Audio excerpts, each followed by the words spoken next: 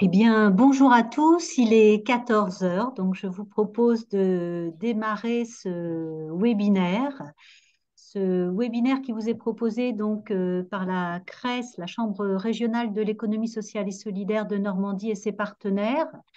Les WebESS, ce sont un cycle de webinaires thématiques qui ont pour objet de proposer à l'ensemble des acteurs sur le territoire de pouvoir partager des sujets qui sont très en lien avec l'économie sociale et solidaire.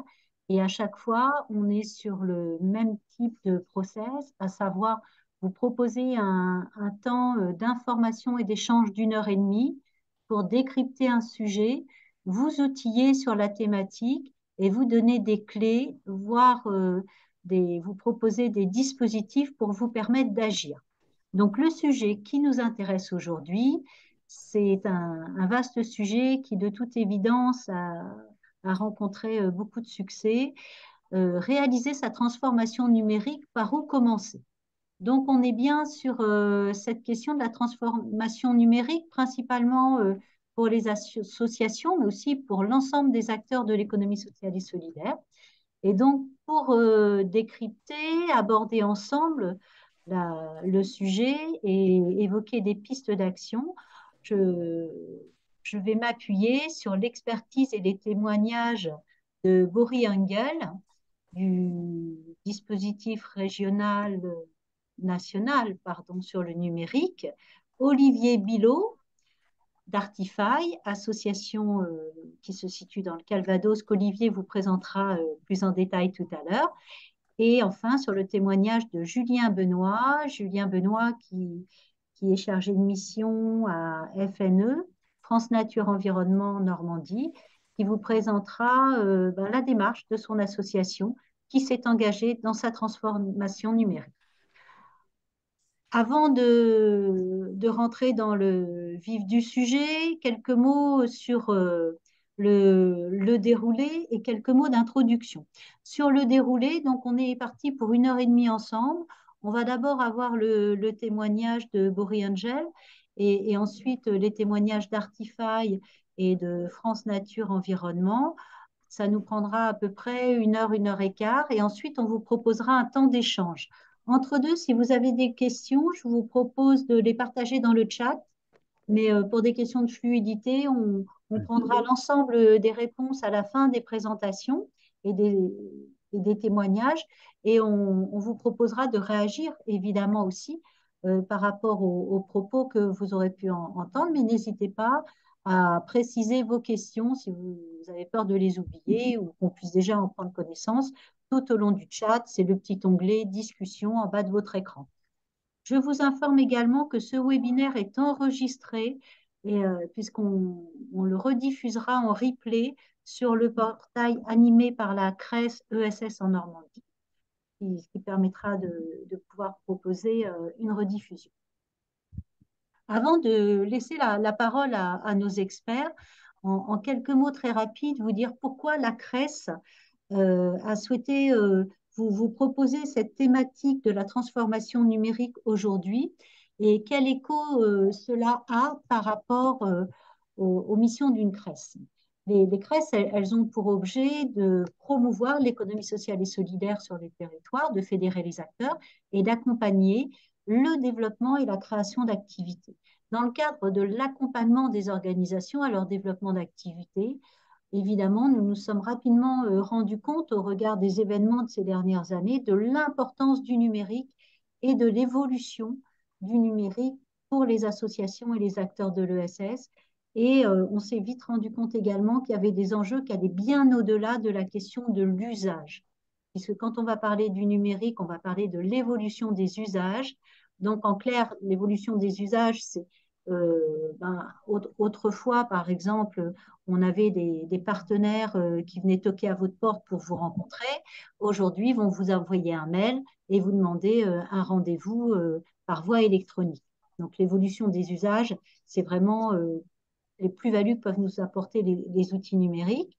Par contre, évidemment, on voit bien qu'en termes de transition au pluriel, l'évolution du numérique, elle repose principalement sur trois enjeux pour l'ensemble des acteurs de l'ESS. Un enjeu économique, la question de redynamiser nos organisations, de pouvoir former nos salariés à des nouvelles organisations et répondre à une autre façon aujourd'hui de travailler en s'appuyant sur des outils numériques qui font faciliter mais aussi transformer les tâches et les activités professionnelles des salariés et des bénévoles au quotidien. Et puis évidemment, en termes d'enjeux économiques, il en va aujourd'hui de la question de la lisibilité, de la visibilité de nos organisations sur le web et la question de pérenniser l'entreprise, d'améliorer son attractivité et mieux faire connaître, mieux rendre lisible son offre de services. Évidemment, quand on parle du numérique, on parle également de la question de l'enjeu environnemental. L'enjeu environnemental, c'est-à-dire de bien s'interroger sur le, l'impact que vont avoir nos changements d'usage sur l'environnement en termes d'empreinte carbone, en termes d'effets néfastes sur la biodiversité, sur notre environnement, notamment au travers des data centers, mais pas que.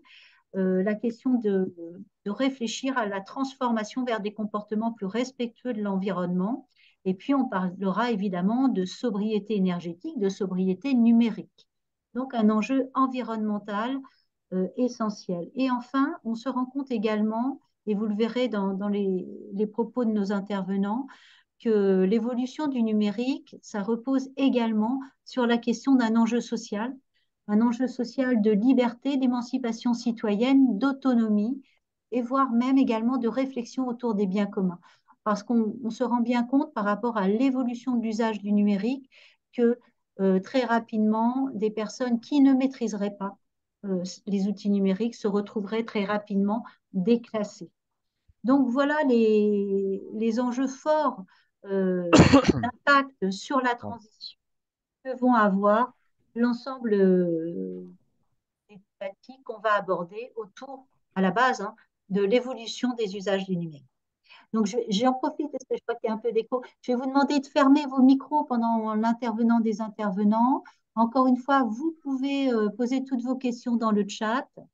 Et c'est Boris, chef de projet chez Solidatech, qui va commencer son intervention. Donc, Boris va vous partager hein, son écran PowerPoint et on reprendra ensuite le PowerPoint de présentation. Voilà, Boris, je te laisse la parole. Et bonne Super, séance. merci Laure pour cette introduction et bonjour à tous et à toutes. Aujourd'hui, enfin, Laure m'a sollicité pour vous parler de transformation numérique et en partant de l'expérience qu'on a nous chez Solidatech en tant que programme numérique à destination des associations. Donc l'idée c'est de partir de notre expérience, mais aussi d'une étude qu'on a montée, qu'on mène tous les 3 ans en lien avec Recherche et Solidarité sur la question de la place du numérique dans le projet associatif. Et puis dans un dernier temps, je vous montrerai un outil ultra pratique pour les structures qui souhaitent justement sur cette thématique de réaliser cette transformation numérique, par où commencer. Je vous montrerai un outil ultra simple et que vous pouvez utiliser vous-même, qui est en fait un outil de diagnostic numérique dont l'idée, c'est que je vous en fasse un peu la démonstration et que je vous montre comment vous l'approprier pour justement rapidement faire un état des lieux du numérique au sein de votre structure et puis libre à vous d'imaginer ensuite les prochaines étapes pour mener votre propre transformation numérique. Alors peut-être pour la présentation de Solidatech. Alors Solidatech, souvent les associations nous connaissent pour la partie vente de solutions logicielles à tarif solidaire. Euh, c'est effectivement par ce biais-là et notamment par un partenariat avec notamment un acteur associatif au niveau international qui est TechSoup qu'on réussit en fait à proposer des logiciels à des tarifs assez avantageux. Mais il faut savoir que d'abord, avant tout, Solidatech, c'est un programme numérique qui est porté par une structure d'insertion qui s'intitule les Ateliers du Bocage. Et en fait, les ateliers du bocage, c'est spécialisé sur le réemploi et le réemploi de matériel informatique. Et historiquement, notre ADN, c'est l'insertion par l'activité économique. Donc, on est notamment membre du mouvement Emmaüs et du coup spécialisé sur le matériel informatique. Et à partir de cette activité-là, on a en fait développé une expertise sur les questions du numérique, l'accès au logiciel, mais de plus en plus l'accompagnement des associations justement aux usages du numérique, comme le définissait tout à l'heure Laure. Donc voilà un peu nos modes d'action. Faciliter l'accès des associations numériques, accompagner les associations dans le développement de leur usage, avec notamment un centre de ressources sur notre site web, mais aussi le diagnostic numérique que je vais vous présenter tout à l'heure. Et enfin, le troisième volet qui est plus nouveau, on va dire, et qui nous positionne aujourd'hui pas mal dans l'écosystème, on va dire, de euh, association numérique, c'est tous les projets qui vont être autour des études nationales qu'on va produire, notamment cette étude que je vais rapidement vous présenter dans les grandes lignes avec Recherche et Solidarité. Et également le Centre de ressources DLA, l'acronyme CRDLA, où en fait on est missionné depuis 2021 pour accompagner le réseau DLA sur les questions d'accompagnement au numérique. Du coup, plutôt sur des associations employeuses. Donc, on est en appui conseil des chargés de mission en DLA sur ces questions-là. Euh, donc, c'est pas mal de choses qu'on fait du coup chez Solidatech. Ça ne se résume pas juste à l'accès au logiciel. Maintenant, rentrons dans le vif du sujet avec euh, une synth- un résumé, on va dire, de cette étude qui fait près de 60 pages sur le rapport complet écrit. Il y a également une version synthétique que vous pouvez facilement découvrir. En fait, je vous enverrai le lien sur le chat à l'issue du webinaire. Là, l'idée, c'est de vous montrer dans les grandes lignes la place du numérique dans le projet associatif en 2022. Alors, il s'agit effectivement bien d'un baromètre, puisque c'est une étude qu'on mène tous les 3 ans et qui vise justement à questionner le niveau de maturité numérique des associations, des responsables associatifs qui répondent à cette enquête, de recenser un peu les outils qu'ils utilisent, mais également les difficultés. Et c'est ça qui va nous intéresser, je pense, et qui va vous intéresser là cet après-midi, c'est de comprendre justement quelles sont les difficultés pour derrière mieux y répondre derrière. En commençant du coup par le niveau de maturité exprimé par les responsables associatifs dans le cadre de cette enquête. Pour information, c'est environ 3000 responsables associatifs qui sont interrogés à travers l'enquête, ce qui permet d'avoir une représentativité, on va dire, au national. Et donc du coup, sur ce graphique, ce qu'on constate, c'est entre 2019 et 2022, c'est que On n'a le pas niveau de ton maturité... document partagé, Boris, excuse-moi. Pardon. Tu n'as pas dû faire le Alors, partage de documents, alors il faut peut-être que j'arrête le mien. ah oui, Voilà. effectivement. Et je repartage l'écran. Est-ce que c'est bon? Voilà. Vous Ça peut être voyez bien bon mon pour écran? tout le monde? Super. C'est Oui, Ouais, bon, c'est bon. vous Boris? n'a- Oui, c'est bon. Ok, super. Bah, vous n'avez rien raté, c'était uniquement des slides, des diapos introductives. L'idée, c'était d'aborder du coup quelques chiffres en gros de l'étude de la place du numérique dans le projet associatif. Peut-être en reprécisant l'évolution entre 2019 et 2022 sur le niveau de maturité numérique exprimé par les responsables associatifs. Ce qu'on constate en fait sur ce graphique, c'est que la maturité exprimée n'a pas fondamentalement évolué entre 2019 et 2022. Ce qui ne veut pas dire pour autant que dans les faits, les associations n'ont pas du tout fait de progrès en termes de compétences, de capacité à mettre en place des outils. Ce qu'on suppose, nous, derrière ces chiffres, c'est que euh, notamment avec la crise sanitaire donc, qui est lieu entre ces deux périodes, enfin ces deux dates, on suppose que le fait de découvrir des nouveaux outils en fait, a permis de réaliser le chemin restant à parcourir pour les associations. Et que du coup, même si on sentait euh, enfin, si on se sentait en progrès en 2019, même si on a mis en place des outils, etc., on ne se sent pas encore légitime pour se dire expérimenté sur la question du numérique. Donc ça, c'est un premier chiffre assez intéressant sur le niveau de maturité exprimé. Et ensuite, deuxième façon d'analyser de façon plus qualitative, du coup, le niveau de maturité numérique, c'est sur la question qui s'implique principalement sur ces sujets. Et je pense que ça va faire écho peut-être à ce qui se fait au sein de vos structures. Mais ce qu'on constate et ce qui nous a plutôt frappé dans le cadre de l'étude, c'est que en 2019, 20% d'associations qui répondaient avoir un unique référent sur le sujet. Alors on est passé à 32% en 2022. Euh, et pour nous, ça rentrait un peu en contradiction avec notre discours qui consistait à dire qu'il fallait diffuser au maximum l'information, qu'il fallait avoir une culture numérique partagée au sein de la structure pour faciliter la transformation numérique.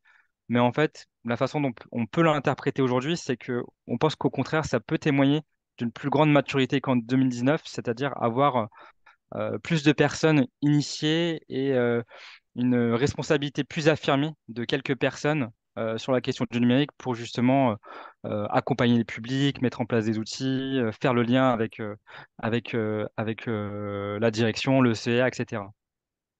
Ce qu'on constate d'ailleurs par rapport au CA, c'est qu'entre 2019 et 2022, le CA est plus impliqué en 2022 qu'en 2019.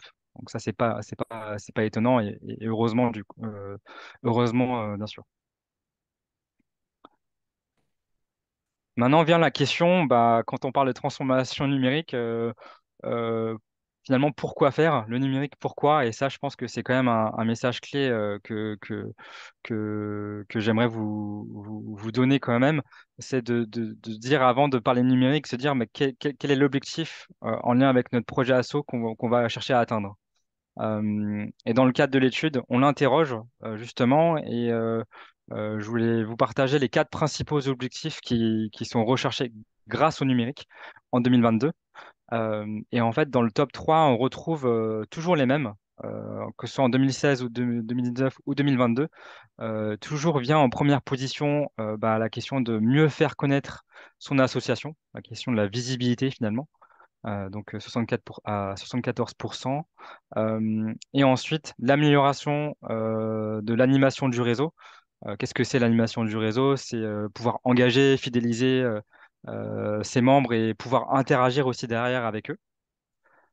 Ensuite, en troisième position, eh bien, c'est gérer plus efficacement les activités. Alors derrière, il peut y avoir plein d'outils qu'on peut sous-entendre, mais on parle notamment d'outils de comptabilité, de suivi. Si vous faites de la formation, c'est de pouvoir faire un suivi efficace des formations, des participants. Euh, Si vous faites de la gestion de stock, bah, c'est pouvoir suivre les flux de stock entrant, sortant de votre structure, etc. Euh, En quatrième position, et c'est l'évolution, on va dire, majeure en termes d'objectifs recherchés entre 2019 et 2022, c'est le côté travailler plus efficacement ensemble. Alors de tête, on était à 39% en 2022 et on est passé à 50% en 2022. Pardon, 39% en 2019 et 50% en 2022. Quand on parle de travailler plus efficacement ensemble, ça sous-entend bah, tout ce qui est outils collaboratifs, le travail également à distance, la fluidité d'information. Et ça, du coup, c'est une évolution assez notable entre 2019 et 2022. Je passe rapidement sur cette diapo, mais c'était juste pour vous montrer rapidement quelques outils qui sont utilisés en 2022 et ça fait lien en fait avec les objectifs précédemment que je vous ai précédemment présentés. Bah, pour mieux faire connaître son association, bah, évidemment, la question du site internet et des réseaux sociaux, on voit qu'il y a une utilisation assez conséquente et on voit qu'il y a une maturité des associations sur ce sujet. Euh, parlait des outils de collaboratifs et effectivement, dans cette famille-là, on retrouve bah, les outils de visioconférence qui ont permis de maintenir le lien avec ses adhérents, ses publics, ses partenaires, mais également les outils de partage de documents. Euh, ce qui est notable également en termes d'évolution, je dirais, c'est effectivement tout ce qui est autour des outils collaboratifs, donc ce qu'on retrouve ici, euh, même les agendas partagés. Mais une autre évolution notable, c'était l'utilisation des plateformes de recherche de bénévoles. Je crois qu'on est passé de 6% à 13% en 2022. Donc voilà quelques, quelques éléments là-dessus. Enfin, on pourrait rester plus longtemps dessus, mais je vous inviterai à parcourir le rapport plus complet. Euh, Vient ensuite la question pas que des outils par rapport à leur fonctionnalité, mais aussi par rapport à, à leur, comment on pourrait qualifier ça, par rapport à leur philosophie, puisque effectivement, il y a la question des outils libres et je pense que ça sera abordé par un des intervenants ensuite dans ce webinaire. Donc, c'était ce qu'on a questionné et ce qu'on questionne tous les 3 ans, c'est effectivement l'usage des outils libres. Euh, donc la question est, votre association utilise-t-elle des logiciels libres? Et si oui, est-ce que c'est pour des raisons pratiques ou des raisons éthiques? Et on constate que 41% des associations utilisent des outils libres. Et quand on compare avec 2016 et 2022, on voit que cette part est restée relativement stable. C'était 41% aussi en 2019 et 42% en 2016. Donc, il n'y a pas une évolution notable des outils libres. On a pu également qualifier dans ces 41%, est-ce que c'était plutôt pour des raisons pratiques ou des raisons éthiques?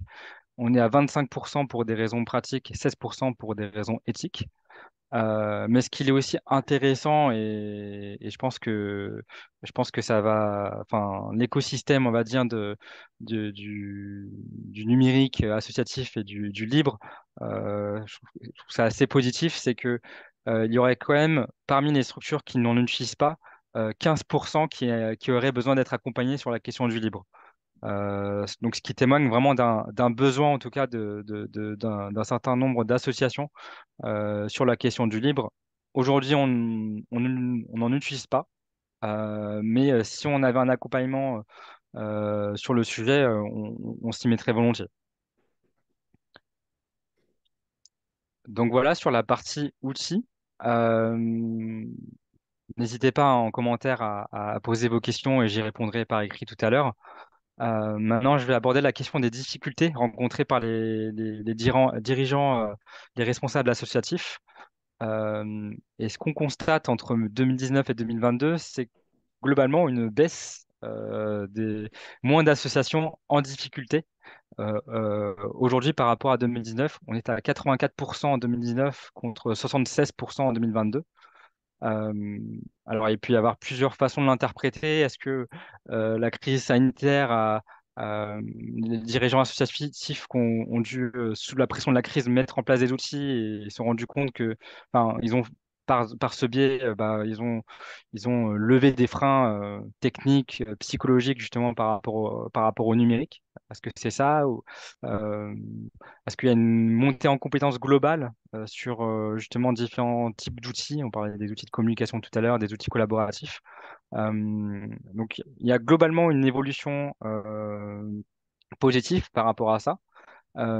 Toutefois, si on qualifie un peu plus les difficultés, on en distingue 4 types de difficultés. Des difficultés d'ordre humain, technique, financier et stratégique. Donc on voit que globalement, les difficultés liées à l'humain, c'est-à-dire lever les appréhensions en interne, la question des compétences, là on est sur une baisse de difficulté. Également sur le plan financier, c'est moins une difficulté qui est exprimée par les associations quand on parle de numérique. On est passé de 41% à 30%. En revanche, et c'est ça qui aujourd'hui m'interroge pas mal, justement, et c'est la question des difficultés d'ordre stratégique, où là, en fait, entre 2019 et 2022, on est effectivement sur une hausse de ces difficultés-là. Euh, je pense que le cas assez classique, c'est que une association découvre le numérique et décide, on va dire, de mettre en place des outils un peu à tout va et sans vraiment se poser la question de quel est le lien avec mon projet asso, comment j'accompagne aussi derrière la montée en compétences de tout le monde sans créer de fractures en interne, euh, donc voilà, c'est vraiment tout ça, c'est vraiment pouvoir garantir la cohérence avec le projet associatif, choisir les bons outils en fonction des besoins. Euh, donc c'est vraiment tout ça qu'on va regrouper dans les difficultés d'ordre stratégique et elles ont effectivement augmenté parce qu'effectivement il y a peut-être un besoin de prise de recul, de se dire bah qu'est-ce qu'on veut faire en fait de l'outil aujourd'hui? Est-ce que c'est vraiment tous les outils sont pertinents? Je ne pense pas. Donc, il y a vraiment cette question à se poser et à se poser collectivement, en tout cas, au niveau d'une association. Euh, alors ça, c'était plus un témoignage pour illustrer les effets de la crise sanitaire. C'est qu'effectivement, ça a permis de garder le lien entre les administrateurs, les salariés, les bénévoles et les usagers. Mais que par contre, ça a, pour beaucoup de structures, accéléré, enfin, creuser la fracture numérique avec certains publics, avec des problématiques autour de l'équipement, des compétences et de l'appétence. Si je devais résumer, d'aborder la question du diagnostic, donc c'est un outil sur lequel je vais faire une démonstration en direct, conclure sur les enseignements clés qu'on tire finalement de l'étude 2022. Et c'est ce qu'on constate aussi sur le terrain. Euh, Première clé pour mener à bien sa transformation numérique, c'est bien évidemment, je l'ai déjà dit, de ne pas perdre de vue le projet associatif. Le numérique n'est pas une fin en soi, il faut bien partir du fondement de son association, de ses objectifs, euh, et de voir comment le numérique peut répondre à ses objectifs et non le contraire. Ensuite, c'est considérer la singularité de chaque projet numérique. Alors, bien sûr, on peut s'inspirer, et je pense que je le recommande, on peut s'inspirer de ce que font d'autres associations. Il peut y avoir pas mal de synergies, de retours d'expérience qui peuvent être utiles pour sa propre association. Mais il ne faut pas oublier que chaque structure a sa propre réalité quand même, qu'il s'agisse d'une réalité économique, du niveau de compétence aussi, en fonction du niveau de compétence en interne, on va pas pouvoir mettre en place les mêmes choses. Quels sont les usages, les habitudes? Donc, bien considérer cette singularité-là au sein de votre structure. Troisième point, bah, c'est pouvoir instaurer une culture numérique qui soit partagée. Ça, c'est une question enfin, qui paraît assez simple comme ça, dite comme ça, mais qui peut être aussi complexe et qui suppose pour moi de s'assurer que chaque partie prenante soit bien consciente des avantages et des enjeux pour sa structure pour pouvoir adhérer justement à le numérique, ça peut être intéressant pour tel ou tel objectif. Et enfin, donc la quatrième clé, c'est pouvoir mener un cheminement par étapes. Une fois qu'on prend une décision de mettre en place un outil, euh, pour moi, il est assez important de procéder méthodiquement, sans aller trop vite. C'est-à-dire, par exemple, si on met en place un outil, qu'on mette en place un outil de visioconférence qui paraît assez simple au premier abord, ou qu'on mette en place un outil de partage de documents, il est important quand même de respecter certaines étapes comme enfin, choisir un ou une chef de projet qui va être en responsabilité de l'outil visioconférence ou outil de partage de documents, définir les besoins en interne, évaluer les contraintes aussi en termes de compétences mais aussi de matériel, tester la solution, enfin tester des solutions auprès d'un petit groupe d'utilisateurs avant derrière de déployer de la formation en interne. Et puis, ce qu'il ne faut pas éviter aussi quand on parle de numérique, c'est la question de l'évaluation de l'impact. Et l'évaluation, vous pouvez la mener aussi en interne bah, disons que vous mettez en place un outil de partage de documents, c'est de faire le point 2 ans enfin, soit 6 mois plus tard, soit un an plus tard, et dire est-ce que c'est un outil qui est bien utilisé, est-ce que ça a bien répondu aux objectifs explicités en amont. Donc ça, la question de l'évaluation, elle est aussi importante quand on va mener sa transformation numérique.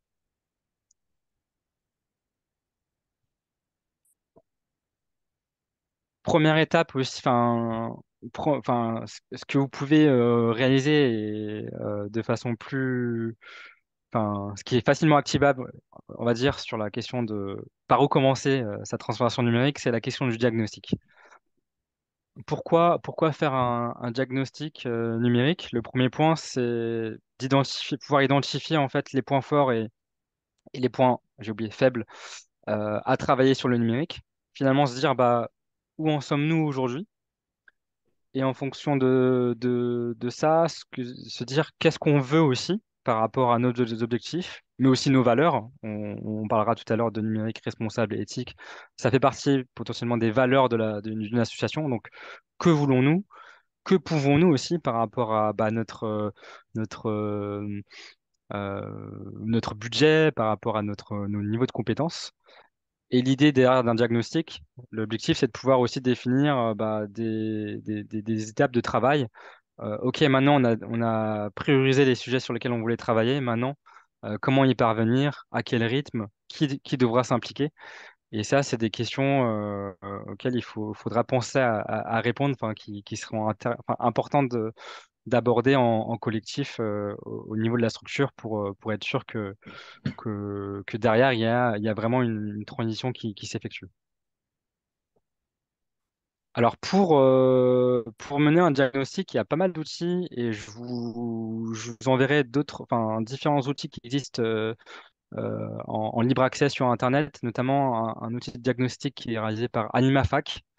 Euh, enfin là cet après-midi, je vais vous montrer un outil qui a été développé par Solidatech et qui permet de questionner justement différentes dimensions du numérique, celles notamment qui sont interrogées sur les objectifs que je vous ai présentés tout à l'heure, sur la question de l'animation du réseau, la visibilité sur le web, le travail collaboratif, mais aussi d'autres thématiques donc comme la sécurité informatique et le RGPD, ou encore la stratégie de transformation numérique. Euh, du coup, je vais vous faire une démonstration parce que c'est un outil que vous pouvez à la fois utiliser en libre accès et le faire vous-même.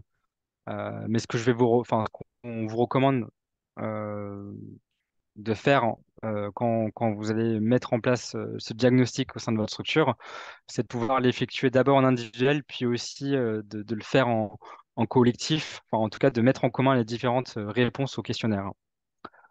Alors effectivement, du coup, cet outil, c'est un questionnaire du coup en 60 questions, donc sur les 7 thématiques que je vous ai présentées. Euh, à l'origine, cet outil, on l'avait en version papier, donc on a décidé de le numériser pour qu'il soit plus accessible, plus simple. Et comme ça, l'idée, c'était aussi que nous, on puisse aussi mettre à jour les différentes questions au questionnaire. Si je prends par exemple si je prends l'exemple du pilier travailler collaborativement, donc, on va avoir différentes questions autour des outils collaboratifs. Donc, par exemple, avez-vous un espace de partage de documents? Je vais mettre oui et c'est satisfaisant. Vous arrive-t-il de travailler en simultané sur le même document? Ça, je mets hors périmètre parce que je considère que c'est pas dans notre ADN, c'est pas dans notre façon de travailler aujourd'hui. Utilisez-vous un outil de discussion instantanée interne? Alors ça, comme ma structure, elle est sur plusieurs antennes, situées géographiquement, dans des lieux géographiquement différents, bah ça pourrait être utile. Ça pourrait être utile. Organisez-vous des réunions en visioconférence. On le fait, mais c'est pas optimal. Toujours des problèmes techniques, etc. Donc je vais mettre oui, mais c'est à revoir. Donc etc., etc. Donc sur les 7 piliers, on a environ par pilier 10 questions. Ça peut prendre, je dirais, en fonction du niveau d'information que vous avez, ça peut prendre 20 minutes à plusieurs jours si vous avez besoin d'aller récupérer de l'information par-ci par-là. Et une fois que vous avez complété le questionnaire, qui porte sur des outils, mais également sur des process, hein, on n'est pas que sur des outils. Là, par exemple, on est sur avez-vous déjà travaillé sur le référencement et l'homogénéisation de tous les outils numériques utilisés par vos équipes? Donc, on est aussi sur des questions un peu générales, hein, on n'est pas que sur des outils. Donc, quand je clique sur envoyer, on va accéder en fait à une page de résultats qui me donne en une seule vue bah, sur un graphique en toile d'araignée. En fait, ça me permet d'identifier bah, là où ma structure elle a un bon score. Donc, par exemple, sur la question de la visibilité, 80%, c'est plutôt pas mal. Par contre, sur la sécurité informatique, je suis à 30%, donc peut-être des progrès à faire ici, tout comme le travail collaboratif, je suis à 50%.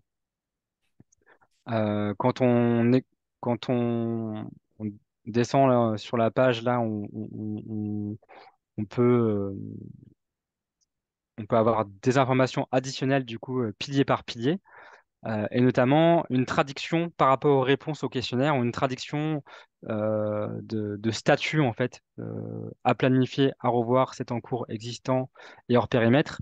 Ce sont tout simplement bah, la façon dont vous avez répondu pour chaque question. Du coup, ça permet à l'outil de mettre des items en fonction de si c'est à planifier, à revoir, c'est en cours, existant ou hors périmètre. Et ce qui va intéresser la structure, enfin, qui remplit ce questionnaire, c'est effectivement la question du à planifier. Et ça, c'est en lien avec la réponse non, mais ça serait utile. Et en fait, du coup, on le pousse ici, enfin, on le remet ici, et ça permet finalement d'avoir une première cartographie finalement de ce qui est à planifier, existant et hors périmètre. Et en fonction des à planifier, on va avoir également soit des solutions numériques recommandées, soit des ressources. Donc, par exemple, ici, comme on a répondu à la question avez-vous une newsletter? Et comme on a répondu non, ça serait utile. Donc, elle apparaît ici. Et on a une ressource liée à l'emailing ici qui permet justement de s'auto-former sur la question de l'emailing. Euh, donc, on a essayé de faire le lien finalement avec les besoins de la structure et des ressources qui sont existantes sur notre site Solidatech.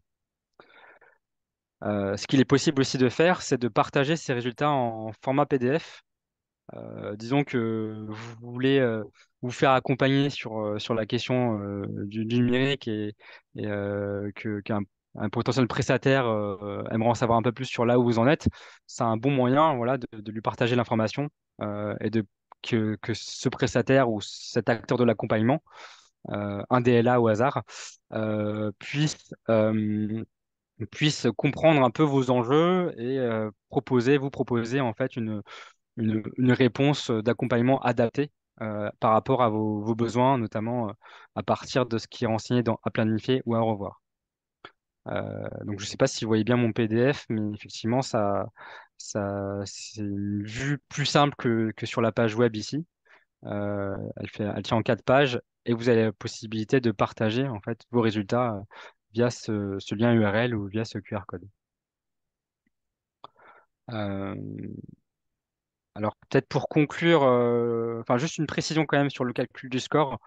Euh, Si on remplit sur un pilier, par exemple sur animer votre réseau partout hors périmètre, ce que vous allez constater dans le calcul du score au final, c'est que vous allez avoir 100%. En fait, notre parti pris, c'est de se dire, si une association n'a pas besoin de ces outils-là, bah, on va pas le comptabiliser dans le score et du coup, bah, il n'y a pas de progrès, on va dire, de marge de progression à faire. Donc, on part enfin, sur du 100%. Euh, donc voilà un peu sur l'outil de Diag. Alors je vais voir rapidement sur les questions s'il y a des... Non, s'il n'y a pas il y a pas des questions. Donc Si, Boris, il y ouais, avait notamment une question de Quentin, Quentin B, ouais. qui, si je l'ai bien compris, était très lié à la création d'entreprises, la création d'activités. Et la question, elle était finalement dans ce que tu nous as présenté. Euh, Est-ce que ce sont des questions et des démarches à intégrer dès la phase de la création d'activités en amont finalement du lancement de la structure euh, Hmm, ou pas entre guillemets? Alors je me suis permise de répondre que de mon point de vue, oui, oui, oui, il faut hmm, anticiper plus, mais je pense que ouais. tu peux avoir peut-être à ce stade une réponse plus précise. Alors du coup, nous, pour cet outil, il a été plutôt conçu dans le cadre plutôt d'un état des lieux, donc de l'existant. Donc dans la formulation des questions et des réponses, bah, c'est pouvoir faire un état des lieux. Mais effectivement, si on crée une structure, bah, du coup, on a quand même Là, l'avantage de ce questionnaire, c'est que ça nous permet d'interroger toutes les possibilités offertes par le numérique et que du coup, ça peut vraiment s'intégrer dans le cadre d'une création d'entreprise, d'une structure. Et merci du coup pour cette question parce que j'avais jamais eu ce cas de figure-là en tête. Oui, et tu vois, moi, j'ai essayé de faire le lien, mais très facilement, en me disant notamment sur les 7 dimensions du diagnostic que tu évoquais. Je trouve que c'est vraiment des questions qu'on peut se poser en tant que porteur de projet collectivement, hein, pendant la phase de réflexion de la création d'activités pour pouvoir anticiper justement de quel outil numérique on souhaite disposer, pour quel objet, est-ce que c'est plutôt pour être visible, pour faire du réseau. Et parce que Hmm. tout à l'heure, si je fais le lien avec l'étude, j'étais un petit peu quand même étonnée sur une dimension des statistiques de l'étude qui parlait, je reprends mes notes, hein, Alors, euh, voilà. Ou par exemple, j'avais l'impression dans les chiffres que tu nous présentais que finalement, aujourd'hui, au niveau des acteurs de l'ESS, le numérique servait surtout en termes de visibilité, de travail sur les réseaux sociaux et autres, mais il y avait peu d'éléments statistiques, par exemple, en termes d'outils de pilotage. Et quand je parle d'outils de pilotage, j'ai à l'esprit deux choses. Il y a le côté management, enfin, manager son hmm, équipe, son activité, et puis, il y a le côté comptabilité, suivi. hmm, Aujourd'hui, on a quand même des outils qui sont, moi, il me semble, absolument extraordinaires en termes de gain de temps et de fiabilité. Voilà, c'est ça, je te remercie, tu vois. Et je voyais 32% outils de comptabilité. hmm, hmm, Et je suis très étonnée parce que je me dis, là, le numérique a fait tellement de progrès que c'est, enfin, vraiment, on peut avoir des vrais outils de pilotage, quoi. hmm. Clairement, clairement. Après, du coup, pour aller plus dans le détail pour chaque outil, je vous recommanderais d'aller sur le rapport écrit. Mais on constate en fait sur certains outils, et je pense notamment aux outils de newsletter ou même de comptabilité. Je pense il y a un potentiel d'utilisation de ces outils-là, mais qu'il y a peut-être aussi un besoin, encore une fois, d'un accompagnement pour les mettre en place, un besoin d'être rassuré aussi, j'imagine, sur la mise en place de ces outils. Euh, mais là, j'ai plus les éléments en tête sur outil par outil, qu'est-ce qu'il en est dans le secteur. Mais on a fait une analyse un peu plus avancée que vous pouvez voir sur le rapport écrit. Et ensuite, effectivement, enfin, pour compléter répondre enfin, ajouter un élément de réponse à cette question, le fait de réaliser ce diagnostic, ça permet également d'anticiper les besoins aussi. Donc, les besoins en compétences, évidemment, au niveau lorsqu'on va créer sa structure, ça va permettre de savoir vers où on veut aller et du coup, quelles compétences on va aller chercher. Et puis, il y a bien évidemment bah, la question du matériel et des logiciels qui représentent aujourd'hui un coût. On est pas mal aujourd'hui pour ce qui est du matériel, ça n'a pas fondamentalement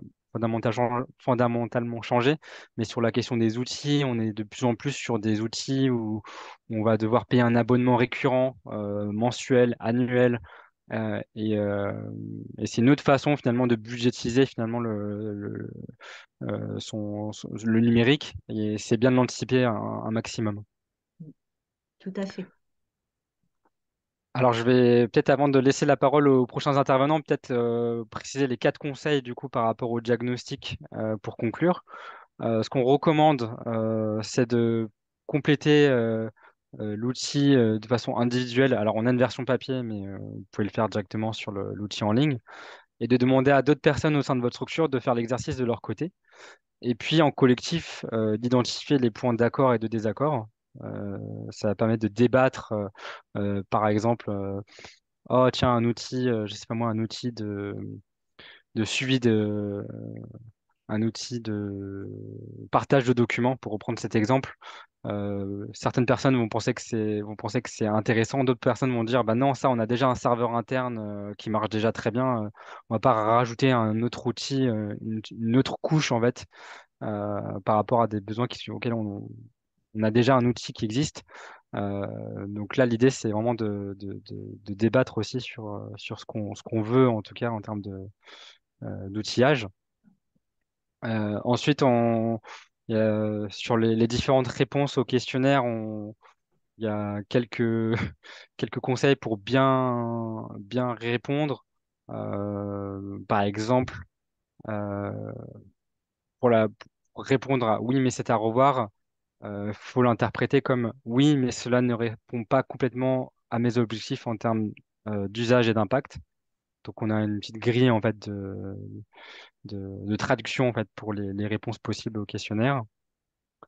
Euh, Vous pouvez traduire vos résultats du diagnostic à travers une cartographie visible par tous. Donc soit vous utilisez cette version PDF ou soit vous dessinez quelque chose de ce type-là dans vos bureaux, dans vos locaux, avec ces 7 piliers-là, et vous pouvez renseigner bah, les différents outils existants et se dire bah là il y a un chantier qui est en cours. Au moins tout le monde est aligné finalement sur a le bon niveau d'information sur ce qui est en train d'être mis en place et ce qu'on aimerait être en place et ce qui est hors périmètre. Et enfin, et ça je l'avais précisé tout à l'heure sur cette méthodologie un peu de suivre un cheminement par étapes pour les différents outils qui sont à planifier ou à revoir, bien vous référer à une méthodologie de mise en place. Donc, c'est une méthodologie assez classique, mais c'est bien de l'avoir en rappel et de s'assurer qu'on est bien dans ce cadre-là quand on met en place un outil numérique, pouvoir nommer un chef de projet, mobiliser des utilisateurs clés, etc., etc.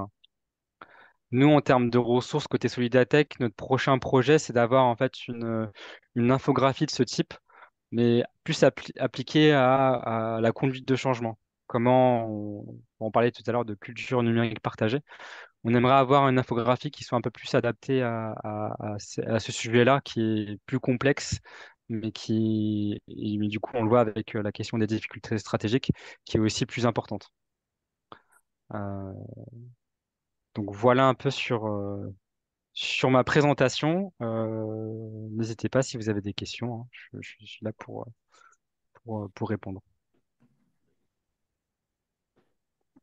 Alors, pour l'instant, je ne vois pas de questions dans le chat. S'il n'y en a pas, je reste disponible. Je mets mon contact dans le chat si besoin, si vous Voilà. avez Et besoin de puis, précision. peut-être, y en aura-t-il aussi après l'ensemble des présentations. Ça marche. Ah, si je vois, oh là, si, il se passe des choses dans le chat. Des remerciements. Merci à vous. Ah, bon, très bien, c'est fort sympathique. Ben, merci à tous de remercier Boris. Donc, évidemment, tu restes avec nous, Ouais, Boris, parce que bon, je pense que on voit bien tous les enjeux euh, qui s'offrent à nous et l'ensemble du cadre de questionnement. Pour poursuivre les témoignages, les illustrations, mais aussi les voix empruntées, nous allons maintenant laisser la parole à Olivier Bilot, membre du collectif Artify, qui va à la fois, Olivier, présenter l'association Artify, mais aussi justement, Artify est une association qui accompagne les associations, les acteurs de l'ESS vers leur transition et qu'il y a une proposition d'accompagnement, notamment autour d'offres de transition vers un numérique éthique.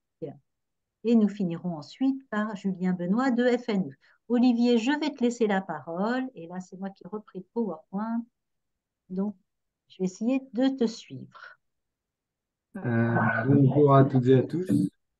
Merci alors, merci à la CRES de nous inviter sur cette conférence. Je suis très content de pouvoir intervenir aujourd'hui, hein. Merci à Boris pour son intervention. Alors, toutes ces démarches diagnostiques et de méthodologie, ça peut donner un peu le vertige, hein. Mais on peut en témoigner pour avoir réalisé nous-mêmes le diagnostic, que ça soulève des questions très pertinentes, hein, lors des réunions. Ça alimente pas mal les conversations sur le sujet. Donc, soyons clairs, même nous, hein, on a encore pas mal de choses à améliorer. Est-ce que vous m'entendez bien? Allô? Est-ce que ouais, vous ouais, m'entendez? Ouais, t'entend bien. Oui, oui, on t'entend très très bien. bien. C'est parfait. Super.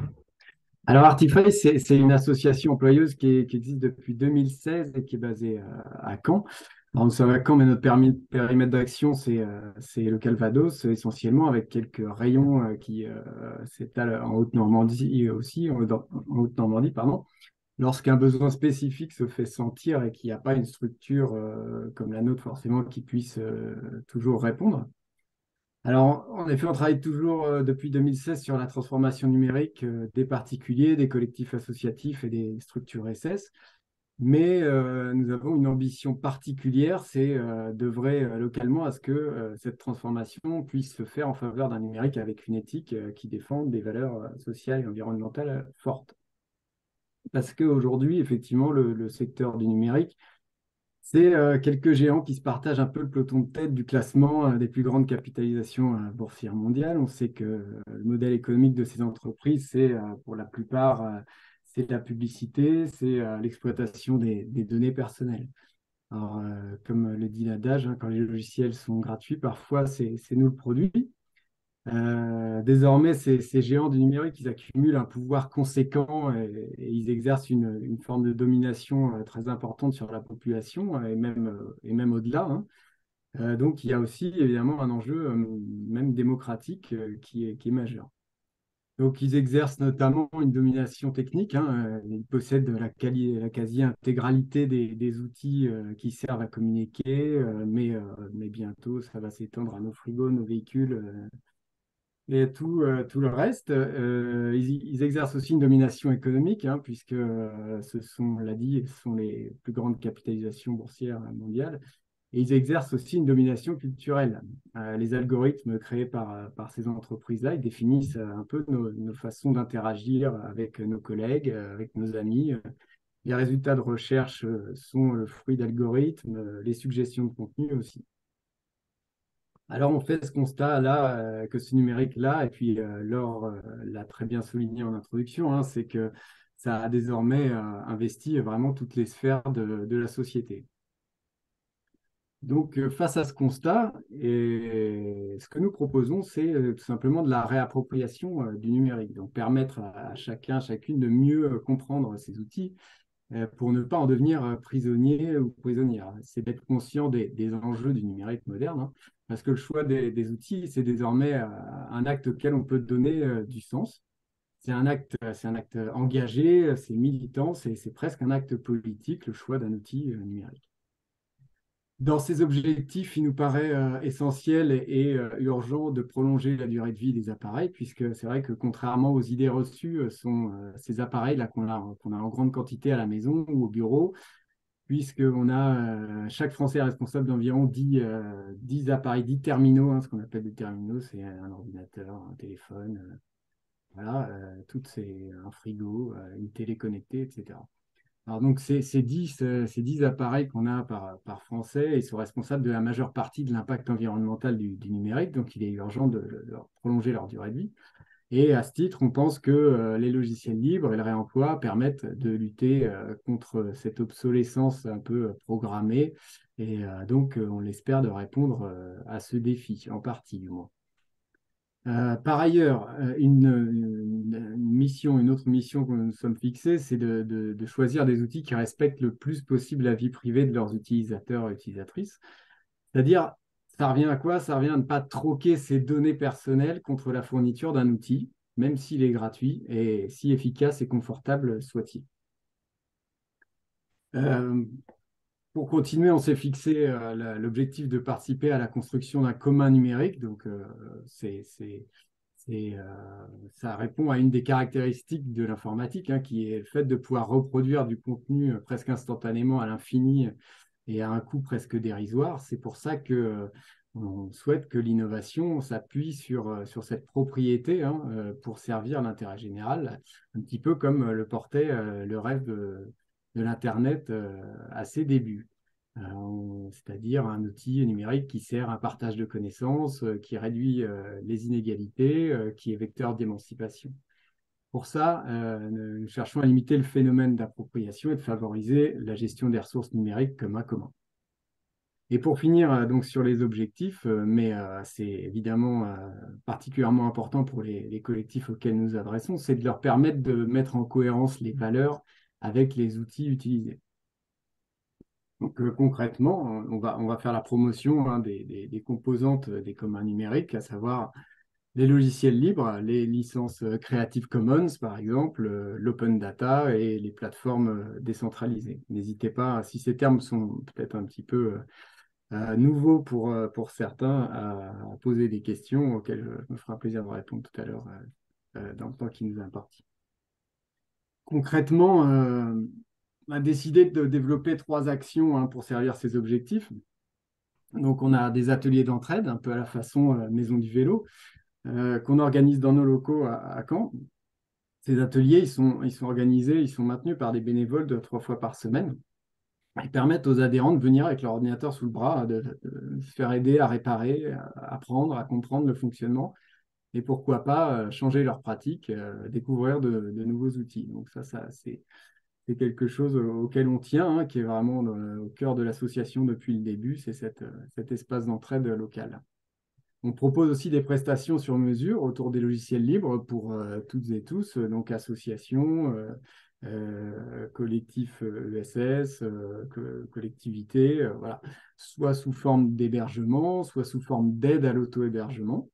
Alors, dans le cas des plus grosses structures, on peut aussi s'appuyer sur des hébergeurs du marché, évidemment. Il y a même des hébergeurs qui ont des labels qui commencent à émerger, des labels environnementaux d'hébergement.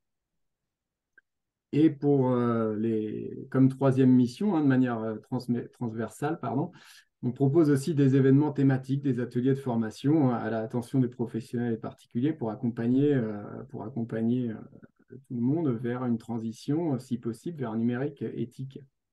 Donc, en ce moment, par exemple, on a un atelier qui est en train de s'organiser sur les smartphones et comment protéger sa vie privée sur les smartphones. On a aussi programmé prochainement un atelier pour découvrir le codage informatique à l'attention des jeunes de 8-13 ans. Et puis, on va faire aussi ce qu'on appelle des install parties, c'est-à-dire des moments un peu conviviaux où on va permettre à chacun de découvrir des outils, d'installer des distributions Linux et tout ça dans un moment agréable. Alors, nous ne sommes pas seuls, on s'appuie sur un réseau de partenaires à l'échelle nationale et locale. Donc, à l'échelle nationale, on soutient l'April, qui est la principale association de promotion des logiciels libres. Framasoft, qui maintenant tout le monde commence un petit peu à connaître, qui a joué notamment un rôle important aussi dans la création de notre association, puisque c'est suite à une volonté de leur part d'essaimer que notre association s'est créée en 2016. Donc, nous sommes membres aussi d'un collectif Chaton, lui aussi initié par Framasoft, qui est un collectif d'hébergeurs alternatifs. Les membres du collectif là, proposent des services dont on fait partie, donc gratuits ou non, mais qui respectent l'essentiel, c'est que ces acteurs-là et ces collectifs respectent une charte claire de transparence, de neutralité, d'ouverture et de solidarité. D'ailleurs, Chaton, ça veut dire collectif d'hébergeurs alternatifs, transparents, ouverts, neutres et solidaires. Et c'est un clin d'œil un petit peu à tous ces chatons qui remplissent les réseaux sociaux et qui ont autant de succès. Et voilà, c'était le clin d'œil de Framasoft sur le sujet. Alors, n'hésitez pas à vous renseigner sur l'ensemble de ces mouvements qui prennent de l'ampleur, qui, selon nous, représentent les normes de demain.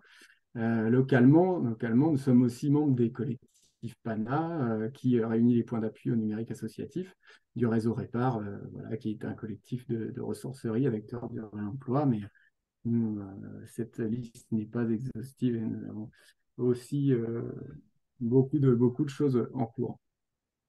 Et l'offre d'Artify, pour continuer et rentrer un petit peu plus concrètement dans ce que nous faisons, ça va être des prestations. Donc, pour les petits collectifs, il y a une offre d'hébergement un peu clé en main qui s'appelle Marmule. Marmule, c'est le costaud de la bande en normand. C'est un pack de logiciels pour gérer sa structure. Il y en a 3, il y en a 4. Il y a des options. Il y a des options. Il y a des outils de cloud, des outils de cloud type agenda partagé, partage de fichiers, site web, un ERP pour gérer ses factures, sa paye, sa compta. Il y a tous les outils de base pour gérer ou démarrer sereinement une petite activité associative. même une plus grande activité associative avec des salariés, c'est tout à fait possible, hein. Et ce, sans avoir à héberger quoi que ce soit soi-même. Alors, pour soutenir tout ça, on héberge ici, hein, au sein de la Maison des Solidarités de Caen, des serveurs que nous reconditionnons donc, et qui tournent là, à l'heure actuelle à quelques mètres de moi. Donc voilà, qui sont récupérés et remis en route pour quelques années. Donc on participe aussi, on l'espère, au prolongement de la durée de vie des appareils et des data centers. Voilà, c'est pas chez Amazon ou chez Microsoft en l'occurrence. On propose aussi d'aider à s'auto-héberger. Donc, c'est ce que Julien Benoît tout à l'heure qui est France Nature Environnement accompagner, installer chez vous les logiciels libres nécessaires à reprendre le contrôle un petit peu de son informatique. En plus de notre offre, euh, en plus de notre offre d'hébergement et de prestation, nous concevons actuellement un parcours de transition des logiciels propriétaires et s'immerger dans l'écosystème du livre en douceur, à son rythme, en tenant compte de ses habitudes et de ses priorités. Alors, selon nous, c'est évidemment l'outil essentiel, hein, pour réussir une transformation numérique et a fortiori une transformation numérique éthique, hein, parce qu'on a vu, comme beaucoup ici, et donc ça fait écho à ce que disait Maury tout à l'heure, hein, on a vu beaucoup de trop d'échecs, faute d'accompagnement, faute de conduite du changement, hein. Donc, c'est vrai qu'on a tous appris à se servir d'outils, hein, souvent sur le tas et sans en avoir vraiment conscience. Donc, aujourd'hui, c'est normal que lorsqu'on nous demande de changer d'outil, ça coince un petit peu. Donc, nous, ce qu'on souhaite, c'est accompagner les structures, hein, à trouver le temps, la motivation et bien les aider pour que cette transition se fasse dans les meilleures conditions. Et pour continuer sur le thème un petit peu du numérique associatif, je souhaitais zoomer sur un graphique qui est extrait du rapport Solidatech et qui se situe sur la diapo suivante, Laure. Voilà, merci. Qui est donc le rapport Solidatech de la place du numérique dans le projet associatif en 2022. On remarque que le libre n'est utilisé que pour 40, alors tout à l'heure on a vu 41% des associations, mais bon, à peu de choses près, c'est ça. Donc ça veut quand même dire qu'il y a 60% des associations qu'on n'utilise pas du tout. Et dans le 40% des associations, moi j'interprète, enfin je comprends que c'est peut-être des assos qui n'utilisent qu'un seul logiciel. Alors que, alors que les assos sont déjà confrontés à un panneau d'outils et de besoins, donc on utilise déjà forcément un certain nombre. Donc, on voit bien, hein, il y a encore du travail de sensibilisation et d'accompagnement à faire, hein, pour leur permettre de s'émanciper des géants du numérique pour ceux et celles, les collectifs qui le souhaitent. Pour cela, le rapport souligne que ça nécessite une bonne maîtrise du numérique, hein. C'est pourquoi Artify, on se propose d'être un peu ce trait d'union, hein, entre l'outil et l'utilisateur localement, et puis d'aider les utilisateurs et utilisatrices à s'approprier les outils. On voit que 15% pourraient en utiliser à condition d'être accompagnés. Donc, déjà, c'est particulièrement intéressant. C'est que ils vont pas toujours trouver localement cet accompagnement, hein. 24% n'en voient pas l'utilité ou considèrent qu'il ne correspond pas à leurs besoins. Donc, on peut imaginer que soit il y a des besoins très spécifiques, effectivement, ce qui peut arriver, hein, soit il y a une méconnaissance un petit peu de la maturité des outils aujourd'hui qui sortent de cet écosystème du libre. Là, il y a une peur, des difficultés techniques et encore une fois, l'accompagnement donc prend tout son sens, hein. Donc voilà, ça nous conforte, hein, dans cette idée, hein, que les acteurs de l'accompagnement ont un rôle à jouer en la matière. Alors, en tant que structure d'accompagnement, on a eu la chance de travailler avec France Nature Environnement Normandie. Il nous a fait confiance pour les aider à s'auto-héberger. Donc, je laisse donc la parole à Julien Benoît pour son retour d'expérience. Et sauf si je peux répondre dès maintenant à des questions, voilà. En tout cas, je suis disponible pour ça aussi. Alors, y a-t-il à Je vais ce regarder. stade, en effet, peut-être quelques questions en direct? Apparemment pas dans le chat, ça n'a pas évolué pour l'instant. Ce que je vous propose peut-être, c'est d'enchaîner sur le témoignage de Julien de FNE, puis on pourra échanger et partager vos questions à la fin du webinaire. Alors attendez, je vois qu'il y a quelque chose. Oui, voilà, on vous remercie évidemment pour vos témoignages illustrants. Je pense qu'à la fois, en effet, tu, tu le disais, Olivier, tout ça, ça donne un peu le vertige parce qu'on se dit, oh là là, on est loin de l'excellence avec les 7 dimensions du diagnostic. Et à la fois, on voit bien de l'intérêt d'avancer chemin faisant et puis surtout d'être accompagné. Et donc, rassurons-nous, il existe des structures dont c'est le métier, dont le métier ou l'engagement bénévole également. Et c'est possible, c'est possible. Et c'est tout à fait faisable. Du, du coup, Julien, on va te laisser la parole justement pour essayer de nous rassurer encore et nous dire que ben oui, une association, elle peut faire sa transformation. Pas de souci. Donc, je me présente, alors je suis Julien Benoît, je suis chargé de mission à France Nature Environnement. Je vais essayer de vous faire part un peu de mon retour d'expérience sur notre transition. Pour ça, un petit état des lieux. Donc nous, on est une APNE, une association de protection de la nature et l'environnement. Donc on a déjà une grosse envie de réduire notre impact. C'est déjà la chose. Ensuite, on est une fédération, donc on fédère plusieurs associations. Il nous faut quand même des outils qui puissent répondre à certains besoins. Dans l'état des lieux aussi, pour vous situer un peu l'association, donc on a un conseil d'administration qui est dirigé par un directeur de 4 personnes, ce qui augmente la complexité du transfert des informations, des données, tout ça. On est 10 salariés qui sont répartis sur 2 antennes, une à Caen, une à Rouen. Donc pareil, pour tout ce qui est le partage de données, c'est plutôt compliqué, plus compliqué que quand on est dans le même bureau. Donc après, en besoin informatique, donc on a fait un petit état des lieux sur nos besoins, hein, au fur et à mesure. Nous, on a besoin déjà d'un stockage de données qui est assez important, puisqu'on est 10 salariés et qu'on produit de la donnée chaque année qui augmente, et avec des données en plus qui sont plutôt lourdes des fois. Moi, personnellement, je fais de la cartographie et on est vite en giga sur les projets, donc ça se remplit vite. Et après, on a aussi un des autres gros besoins, c'était le partage entre les salariés, entre le CA, entre le directeur, mais aussi entre stagiaires, services civiques, pour leur mettre à disposition des documents communs, type masque de PowerPoint, statut, tout ce qui permettrait de faire leur dossier. Et comme je le disais tout à l'heure, donc nous, voilà l'état des lieux, nous, on a besoin d'un outil qui est quand même un maximum respectueux de l'environnement pour aller dans les orientations de notre structure, de notre association, et puis aussi des données un peu sécurisées. On peut changer de diapo.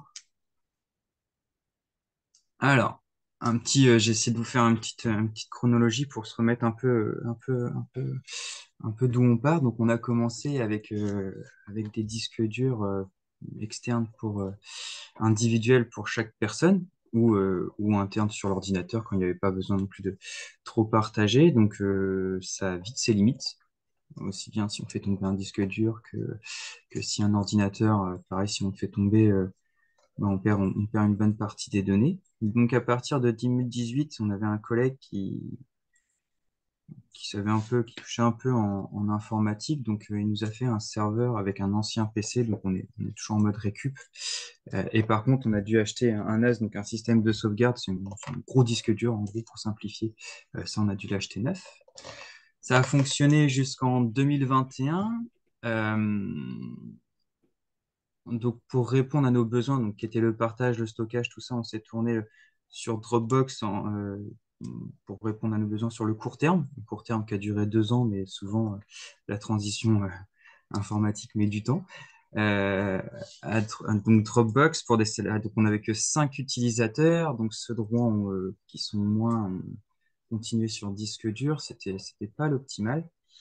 Donc, depuis fin 2022, depuis 2023, on a travaillé avec Artify sur comment éviter Dropbox, comment réduire notre impact, et tout en gardant un peu les mêmes résultats, parce que Dropbox répond quand même à quasiment tous nos besoins. Donc, suite à des réunions avec Olivier, ben, on a établi un peu ce qu'il fallait comme là, et il nous a dirigé vers Nextcloud, le logiciel libre qu'on a pu installer. Donc, je l'ai pas noté là sur le PowerPoint, mais on a aussi conservé notre NAS parce qu'on produit trop de données, et on avait pensé à la solution d'Olivier de stocker chez Artify, mais ben, on explose les quotas. On a beaucoup trop de données. Je crois que dernières nouvelles, si je prends en compte enfin, le poids de nos données qu'on a besoin sur les 10 salariés, on doit être autour des 500-600 gigas euh, de données à conserver, archiver, à utiliser. Donc c'était un peu compliqué. Donc là, avec Nextcloud, bah, ce qui nous permet d'avoir un NAS de 1 ou 2 TO, je sais plus, et de stocker et d'utiliser nos dossiers, nos documents ben, en commun. Donc avec Rouen et quand on peut partager, on peut, pareil, les administrateurs ont des comptes, chose qu'on n'avait pas avec Dropbox. On était limité à 5 utilisateurs. Là, on n'est pas limité. Donc pour l'instant, une bonne réponse à nos demandes, quoi. Et pour la suite, je vous ai fait un petit avantage, inconvénient que j'ai pu voir. Donc on a Nextcloud, nous, vraiment d'actifs depuis mai, ouais, mai-juin, je dirais par là, mai. Donc j'ai pas un gros retour, mais ça va vous donner une idée de ce que j'ai, de ce qu'on a vu nous. Donc si on peut changer de diapo. Donc je vous essaie de vous lister un peu ce que j'ai vu. Donc comme je disais, alors avantage, bah, impact environnemental réduit, parce que là on est en interne. Donc hormis Nextcloud qui fonctionne par Internet, on a notre stockage qui est chez nous branché sur notre électricité sans armoire réfrigérée. C'est juste une petite boîte en fait qui se refroidit à air classiquement. Donc c'est pas pire qu'un autre outil qu'on pourrait brancher. On est sur des coûts réduits parce que bah, là on est gratuit à Nextcloud, et un NAS c'est la récupération. Un autre avantage, c'est que c'était très simple. Il a quand même fallu une petite formation de la part d'Olivier sur l'utilisation, mais après, ça s'est fait assez rapidement. Mes collègues s'en sortent plutôt bien. Il y a tout type de niveau au sein des FNE Normandie sur l'utilisation d'outils informatiques, hein, au sein de mes collègues. Et pour l'instant, tout le monde a l'air de s'en sortir. Il n'y a pas l'air d'avoir de points négatifs là-dessus. Ça répond à nos attentes. Pour l'instant, on n'a pas vu trop de limites. Dans les inconvénients, bah, nous, on a été obligé d'avoir un stockage plus important, mais ça, c'est notre structure. Mais voilà, si vous avez des grosses données ou de la grosse production de données, comme on peut faire, faut prévoir un système de stockage. On peut pas se mettre que sur Nextcloud.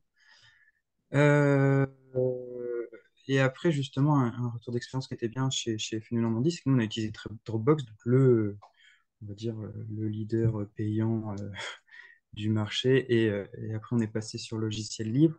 Et on voit qu'il y a quand même quelques petites limites quand même à savoir, hein. Donc, ça réagit beaucoup moins que Dropbox. Moi, j'ai fait le transfert de toutes mes données. Je ne saurais plus dire combien il y a de gigas, mais pour que tout soit fait, ça a pris au moins 2 semaines, que la synchronisation se fasse, tout ça. Dropbox, j'ai pas souvenir que ça ait mis autant de temps ou que ça a mouliné autant. Alors, peut-être que j'avais moins besoin de mes données, je me souviens plus exactement. Mais ça a mis un peu plus de temps. C'est pareil, quand on modifie un document, on a remarqué que bah, sur les autres PC, sur les documents partagés, même si on attend quelques jours, qu'on attend que notre synchronisation soit faite sur notre ordinateur, enfin que tout soit validé par Nextcloud, on a, on n'a pas les changements qui sont faits sur d'autres comptes. Il faut attendre un petit peu. Après, bon, bah, sinon, on peut passer par. Là, je parle juste de l'utilisation client, hein, l'utilisation sur son ordinateur comme Dropbox. Si on part sur Internet, c'est comme un Google Drive, hein, c'est instantané. Ça, il n'y a pas de souci. Donc, il faut juste prendre le pli d'aller sur Internet. Et puis après, bah, il faut quand même désigner une personne au sein de la structure qui peut garder un œil dessus.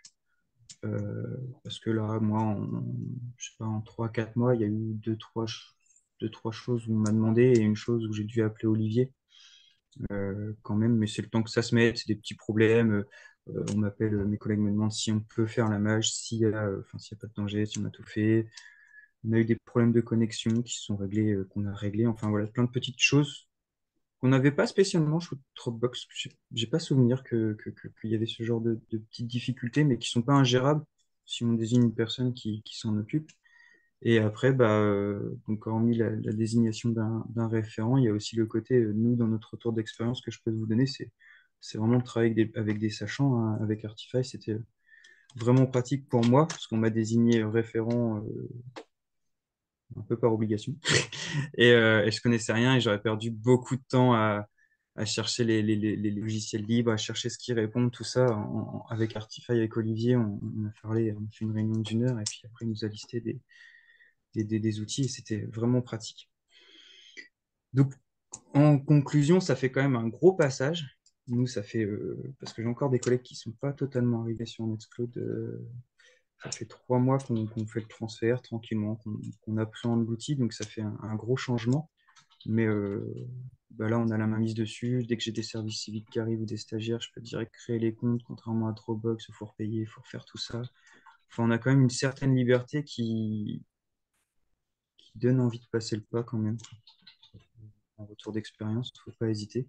Et puis nous, le fait que ouais, on ne dépend plus des data centers et que nos données sont entre guillemets à nous, ça fait un point en plus dans notre choix. Donc voilà, c'était juste histoire de vous brosser un peu mon retour, de vous donner ce que moi j'ai ressenti à chaud, parce que ça fait que 4-5 mois, 4 mois que je l'utilise, euh, et puis sur le transfert, tout ça. Donc si vous avez des questions, des choses que j'aurais oubliées ou des interrogations, voir si moi ça m'est arrivé les mêmes problèmes, il ne faut pas hésiter. Merci beaucoup, Julien, pour ce témoignage. En effet, je crois que c'est très illustrant et on voit bien que les choses ne sont pas forcément tout le temps fluides et simples, mais on sent bien aussi qu'il n'y a pas eu non plus d'empêchement majeur et plutôt des réajustements à des moments donnés. Et on note bien le côté essentiel du travail en binôme avec une structure spécialisée, la notion d'accompagnement qui a été évoquée par vous trois, hein, Mm. de pouvoir en effet se faire accompagner et accompagner par des structures vraiment en compétence sur le sujet. Je regarde les questions parce que j'ai vu qu'il y en avait une notamment tout à l'heure. Alors, je ne sais pas qui peut répondre, peut-être Boris. Une question de Quentin B qui nous sollicitait tout à l'heure sur le volet création d'activités. Il nous demande pourquoi ne pas avoir choisi Cloud, OneDrive ou Google Drive. Pour nous, moi sur Google Drive, tout ça, on l'utilisait déjà et on n'est pas sur des choses libres. Voilà. Nous, on voulait vraiment, c'était une demande de mon conseil d'administration, de toute façon, de passer sur du logiciel libre. Sinon, on restait chez Dropbox, hein, on payait en plus. Alors, il y a le côté financier, mais ça, c'est sur toutes les actions de toute association, de tout. Il y a toujours l'argent. Mais voilà, si on voulait rester sur des choses payantes ou qui sont pas libres, Dropbox faisait très, très, très bien l'affaire chez nous. Oui, je crois qu'il y a vraiment une question qui a bien été soulignée par vous trois, c'est la question de l'éthique et de l'indépendance, c'est-à-dire de plutôt privilégier les logiciels libres, à la fois pour ne pas participer d'un système dominant qui risque d'enfermer à un moment donné et d'exploiter les données des uns des autres. Et puis, il y a cette question des valeurs d'éthique des acteurs de l'ESS. Et c'est vrai, Julien, qu'en préparant le webinaire, tu m'avais évoqué que, et ça, c'est vraiment la posture de la gouvernance de l'association. Il y avait vraiment eu un choix et une vigilance assez forte de ton bureau, de tes administrateurs, sur cette notion de l'éthique et de la valeur dans la démarche de transformation. Et je pense qu'en effet, ça me semble essentiel. Ça. Il y avait une autre question aussi par rapport au logiciel libre, à l'environnement. Existe-t-il des solutions de cloud éco-responsables? Je peux peut-être me permettre de répondre, c'est Olivier d'Artify. Alors justement, aujourd'hui, Nextcloud est relativement léger, hein, donc ce qui lui confère quand même en tant que logiciel une propriété qui est de consommer moins de ressources, hein, par rapport à d'autres solutions du même type. Après, ça va être certainement beaucoup plus lié au data center et à la façon dont vont être gérés les serveurs et le stockage des données sur lequel va s'appuyer le logiciel, hein, puisque une solution cloud, c'est à la fois un logiciel et une infrastructure de stockage de données.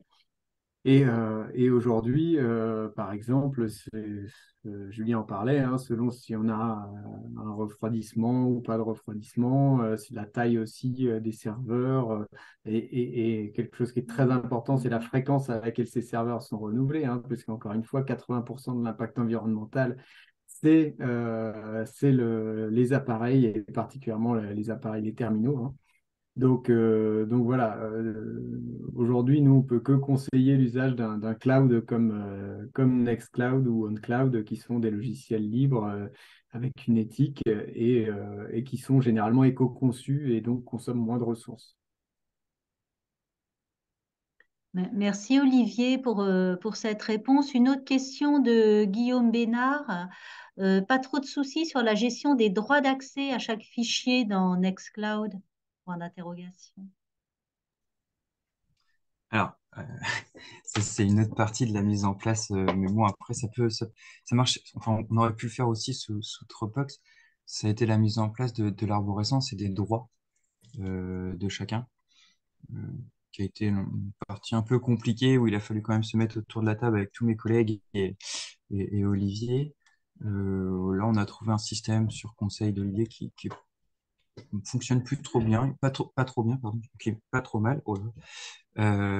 Qui a demandé quelques petits ajustements. Là-dessus, je suis plutôt content, ça s'est lancé direct. Et donc après, chaque personne, en fonction de ses actions, en fonction de ce qu'il a envie, de ce qu'il peut, de ce qu'il doit avoir accès, ce qu'il peut avoir accès, là, ça se passe plutôt pas mal. J'ai fait des droits à mes administrateurs qui ont direct accès à la compta. Il y a des droits à service civique et tout qui n'ont pas la compta. Les responsables de pôle qui ont droit à la compta, pas d'autres. Pour éviter quand même de faire des petites erreurs, hein, même si chacun, enfin une erreur est vite arrivée, même si on sait utiliser nos ordi, mais voilà, plus on limite les droits, mieux c'est.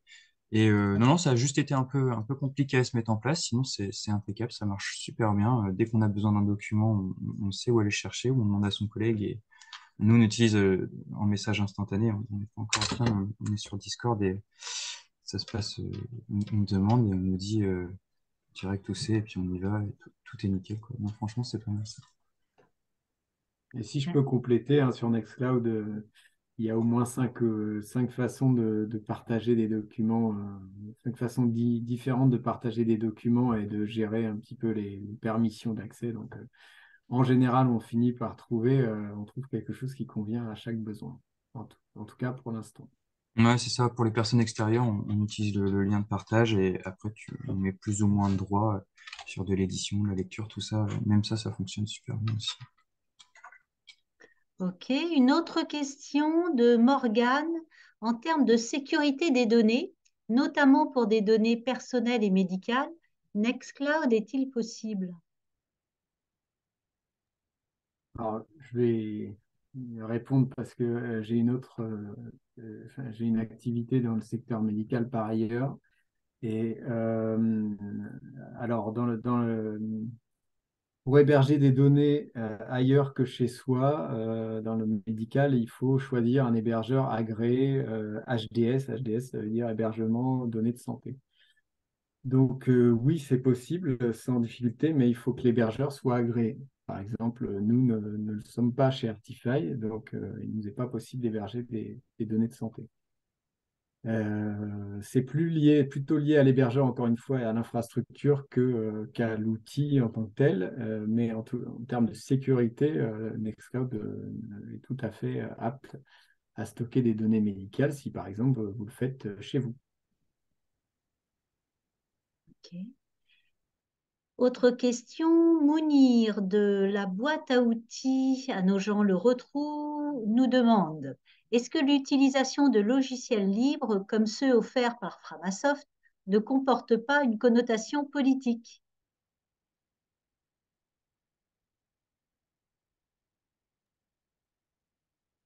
Qui peut répondre? Je, je peux répondre peut-être. Donc c'est Olivier d'Artify, mais une connotation politique peut-être, plutôt je dirais une connotation des valeurs, hein. Encore une fois, je pense que alors effectivement, hein, il y a un côté, je l'ai dit en introduction, il y a un côté militant, presque politique, mais je pense que ce qui fédère les utilisateurs, ça va être vraiment les valeurs sociales et environnementales qui y sont liées, plus qu'un message politique en tant que tel.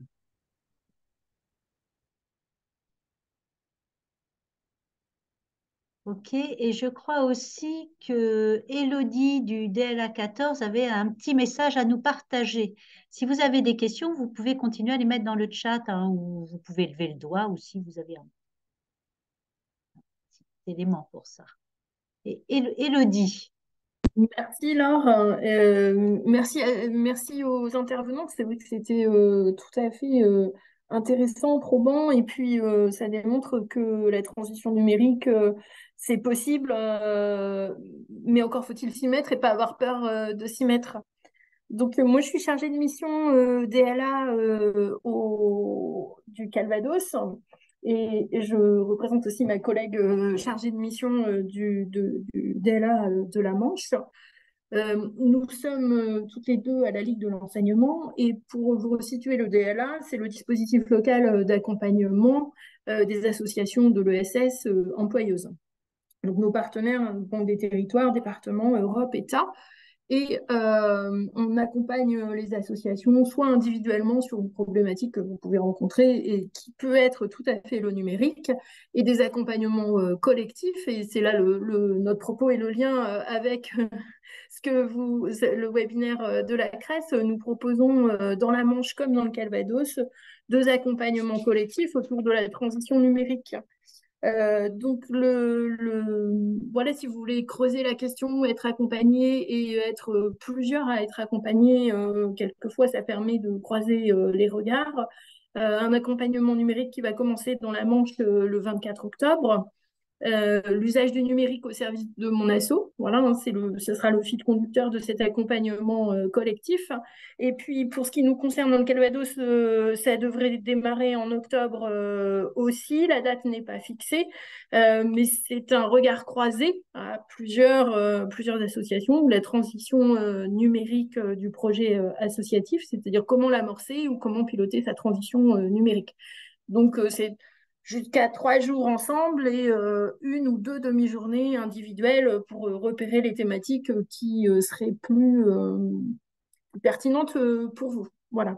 Donc peut-être je peux remettre, peut-être Laure, tu as mis les coordonnées dans le PowerPoint, ou je peux remettre les mails de ma collègue et notre mail pour si vous avez besoin de nous contacter. On ne t'entend pas, Laure, tu as coupé ton micro. Oui, oui, oui, ça va aller mieux avec le micro. Ben, je te laisse nous remettre vos adresses mail et Elodie dans le chat. Et Super. bon, j'évoquais tout à l'heure qu'il y aura un replay sur le portail ESS Normandie du webinaire. Dans ce replay, il y aura également à côté les documents qui ont été annoncés, notamment l'étude dont parlait Bory. Et vous retrouverez également les coordonnées des dispositifs locaux d'accompagnement du Calvados et de la Manche, puisque du coup, ben, c'est vrai qu'on est particulièrement heureux parce que soulever la question du numérique, on voit bien que ça soulève plein d'interrogations, d'hésitations, mais il y a vraiment des structures et des dispositifs qui peuvent vous accompagner, qui par ailleurs sont financés, hein, dans un cadre de financement soit national, soit régional. Et c'est vrai qu'aujourd'hui, on a vraiment des outils pour permettre à l'ensemble des acteurs de pouvoir entamer une démarche, quelle qu'elle soit, que ce soit les outils du DLA. Vous avez bien vu qu'à Artify, Olivier est vraiment à votre disposition pour vous informer, vous accompagner. Vous pouvez aller aux ateliers aussi, peut-être prendre la température, voir ce qui se passe à la Maison des Solidarités à Caen. Donc vraiment, il y a des dispositifs qui existent. Et aujourd'hui, on n'a presque plus d'excuses si on n'entame pas sa transition, parce que c'est possible. Je revérifie, y a-t-il des dernières questions? Est-ce que personne n'a levé la main que je n'aurais pas vue? Vous avez encore quelques instants si vous voulez partager une question dans le chat. Et puis, je crois qu'on va être pas mal, hein. Il est 15h30, on est tip-top. Voilà, donc Elodie vient de vous mettre les coordonnées des dispositifs locaux d'accompagnement du Calvados et de la Manche dans le chat. Si jamais vous n'avez pas le temps de noter, vous pourrez toujours nous redemander, hein, presse-normandie.org, si vous avez besoin des contacts de nos intervenants, mais vous les retrouverez dans le PowerPoint. Est-ce qu'éventuellement quelqu'un souhaite dire un petit mot pour la fin dans nos intervenants? Non, c'est bon, on a fait le tour. Ben, moi, je vais renouveler vraiment très chaleureusement mes remerciements à Bory, à Olivier, à Julien, parce que ce n'est pas toujours un exercice de style très facile ou très agréable, hein, le webinaire, mais c'est vrai que ça nous permet, vous l'avez bien compris, de toucher un maximum de personnes sur un territoire un peu large. Donc, les outils ils existent, vraiment les voies empruntées, alors vous avez vu, elles sont multiples, donc ben, on vous souhaite bon courage à tous vers votre transformation numérique. Et puis à bientôt sur d'autres thématiques sur les web ESS de la CRES.